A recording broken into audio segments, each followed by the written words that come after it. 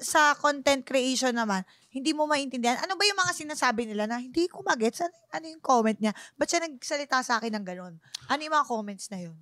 Usually, syempre comedy content creator. Minsan parang ang sakit pag sinabi sa'yo na corny or hindi nila na-gets yung humor mo. Pero minsan talaga ang pinaka nakakainis doon. Pero eventually, nagustuhan ko din. Oo. Yung yung physical attack. Kunyari, yung sa bibig ko, ganun, yung sa kamay ko. Pero following years, months, nagamit ko siya actually for content. Pero basically, naging instrument ko siya. Totoo.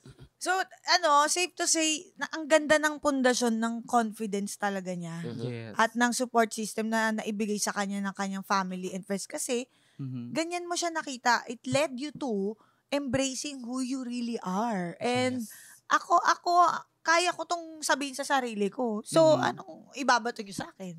But, eto di ba, sabi nga, parang dinideprecate mo yung sarili mo. Pinagtatawa mo na yung sarili mo, ganyan.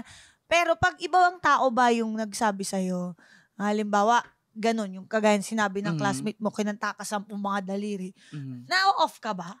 Actually, sa kanila galing na yung idea. Tapos ginagawa ko siyang content. Tapos over time na ewan ko, feeling ko nabibuild talaga yung confidence ko na parang kahit ano ibato nyo sa akin physical na mga bullying or mga bashing, wala na lang. Kasi parang nagamit ko eh. Diba? Nakatulong actually.